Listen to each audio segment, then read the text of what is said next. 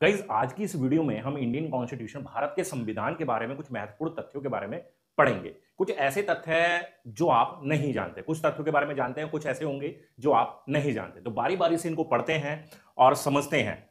देखिए, हमारे पास जो पहला पॉइंट बन रहा है, आप देखेंगे कि भारत का संविधान एक हाथ से लिखा हुआ दस्तावेज है। हम भारत के संविधान की जब भी बात आते हैं तो हमारे दिमाग में एक सीधा सा एक चेहरा आता है, और वो चेहरा आता है बाबा साहब भीमराव अंबेडकर का, क्योंकि हमारे संविधान के निर्माता वही हैं। लेकिन संविधान के निर्माता होने के बावजूद भारत के संविधान को बाबा साहब अंबेडकर के द्वारा लिखा नहीं गया।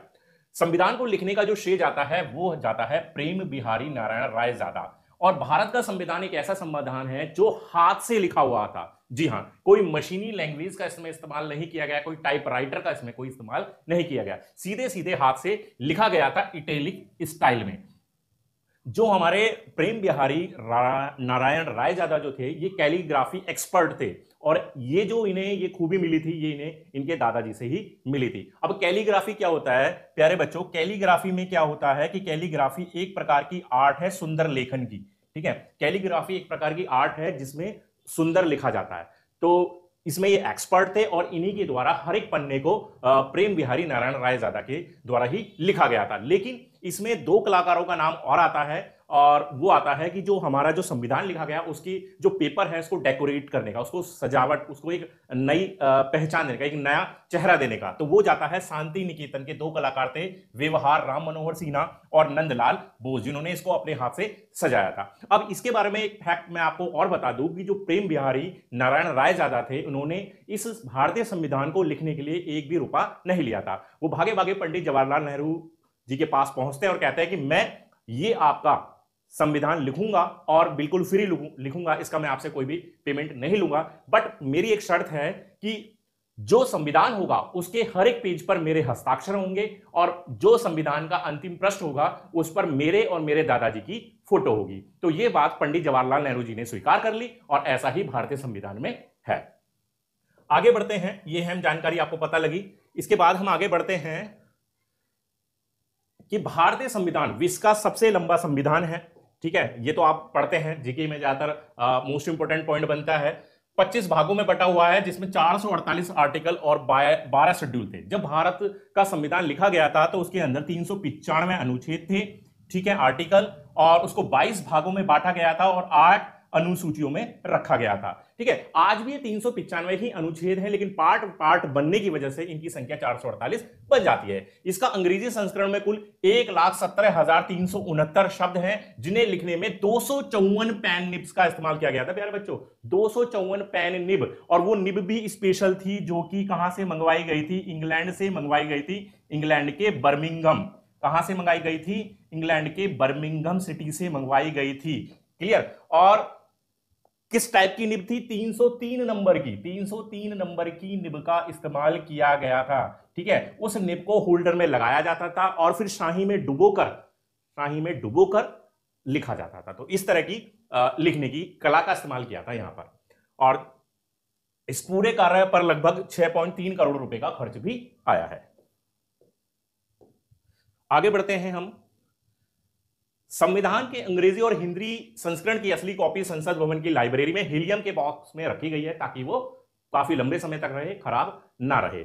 संविधान बनाने के लिए पहली सभा 9 दिसंबर 1946 को बैठी थी। इसे बनाने में 2 साल 11 महीने और 18 दिन का समय लगा है। डॉक्टर राजेंद्र प्रसाद को संविधान सभा का अध्यक्ष बनाया गया था, जानते होंगे आप, और डॉक्टर जो भीमराव अंबेडकर थे वो इस कमेटी के चेयरमैन बनाए गए थे। संविधान सभा के सदस्यों की कुल संख्या 389 तय की गई थी, और जिनमें 292 ब्रिटिश प्रांतों के प्रतिनिधि थे, 4 चीफ कमिश्नर क्षेत्रों के प्रतिनिधि और 93 देसी रियासतों के प्रतिनिधि इसमें शामिल किए गए थे। यह संख्या बाद में घट गई और केवल 299 रह गई थी। हैदराबाद अकेली ऐसी रियासत थी जिसके प्रतिनिधि संविधान सभा में शामिल नहीं, उन्होंने पूरी तरह से इसको रिजेक्ट कर दिया था, और इसमें शामिल होने की मतलब उन्होंने शामिल ही नहीं हुए थे इसमें। आगे बढ़ते हैं कि भारत का संविधान 26 नवंबर 1949 को बनकर तैयार हो गया। ये बड़ा सवाल परीक्षाओं में पूछ लिया जाता है कि हमारा जो भारत का संविधान है वो कब बनकर तैयार हो गया था। तो 26 जनवरी 1949 को बनकर तैयार हुआ।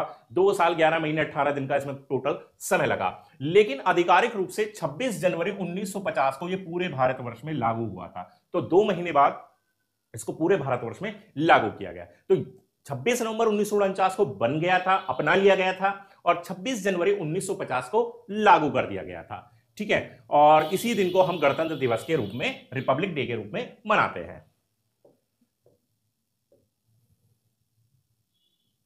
आगे बढ़ूं तो आगे है कि संविधान को लागू करने के लिए 26 जनवरी का ही दिन क्यों रखा गया, क्योंकि ये एक स्पेशल डे हो गया था, क्योंकि इसी दिन पूर्ण स्वराज दिवस के रूप में बनाया गया था 1930 में पूर्ण स्वराज के रूप में मनाया गया था 26 जनवरी का दिन। तो एक महत्वपूर्ण दिन लगा, एक अच्छा दिन लगा, ठीक है, इसीलिए 26 जनवरी का ये दिन ही चुना गया।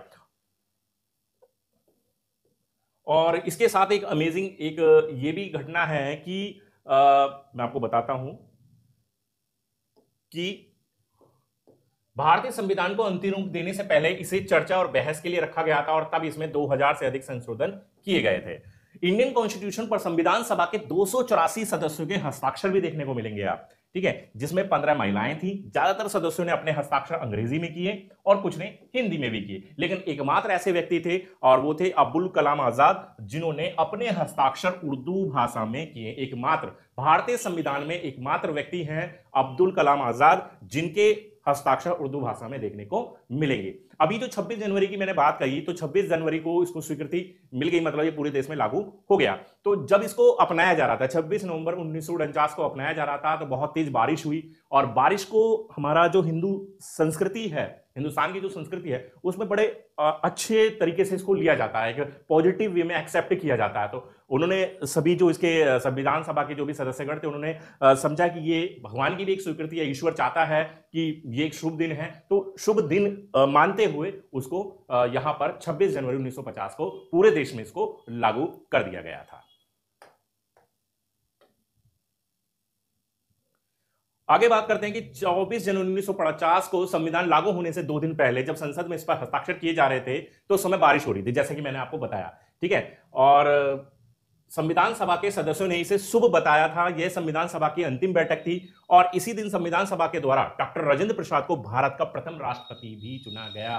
तो कब चुना गया था? 24 जनवरी 1950 को, ठीक है। हालांकि वो लागू होगा 26 जनवरी 1950 से, तभी से पद लागू हुए थे कि भारत के राष्ट्रपति कौन है, प्रधानमंत्री कौन है, हमारी संसद कैसे होगी, लोकसभा क्या होगी, राज्यसभा क्या होगी, ठीक है। बट 24 जनवरी 1950 को ये चीज एक्सेप्ट कर ली गई थी कि हमारे जो फर्स्ट प्रेसिडेंट होंगे वो रहेंगे डॉक्टर राजेंद्र प्रसाद। आगे बढ़ते हैं कि डॉक्टर भीमराव अंबेडकर, जो कि स्वतंत्र भारत के पहले कानून मंत्री, समझिए पहले कानून मंत्री की अगर बात करें तो वो है हमारे बाबा साहब भीमराव अंबेडकर, और संविधान सभा की कमेटी के चेयरमैन भी थे, जैसे कि मैंने आपको स्टार्टिंग में बताया। और इसीलिए इनको भारतीय संविधान का पिता कहा जाता है, क्योंकि हमारे संविधान को बनाने का जो श्रेय जाता है वो जाता बाबा साहब अंबेडकर को ही है। बेशक लिखा इन्होंने नहीं है, लेकिन इसको बनाने का, देखिए एक होता है डायरेक्टर, एक होता है एक्टर, ठीक है। तो इसी तरीके से पूरा जो डायरेक्शन थी वो बाबा साहब भीमराव अंबेडकर की थी। और जब इस संविधान को बनाया जा रहा था तो करीब 60 देशों के संविधान को टटोला गया था कि 60 देश, डिफरेंट 60 देश जो हैं कि उनके अंदर संविधान को कैसे लागू किया गया, क्या क्या उनके कॉन्स्टिट्यूशन में चीजें हैं। तो उनमें से फाइनली 10 देशों को लिया, और 10 देशों से जो भी चीजें बेहतर लगी उन चीजों को भारत के संविधान में शामिल किया गया। इसीलिए, केवल इसीलिए भारत का संविधान जो होता है उधार लिया गया बैग कहा जाता है। क्या कहा जाता है? उधार लिया गया बैग,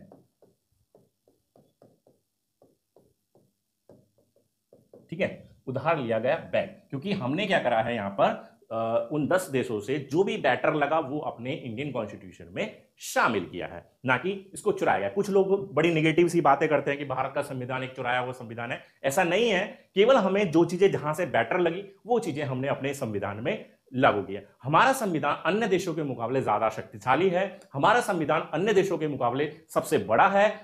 विश्व का सबसे बड़ा अगर कॉन्स्टिट्यूशन की बात की जाए, संविधान की बात की जाए, तो भारत का ही संविधान है। भारत का संविधान एकमात्र ऐसा संविधान है जो खुद हाथ से लिखा गया संविधान है, और यही कुछ वजह हैं जो भारत के संविधान को विश्व में एक अलग पहचान देती हैं।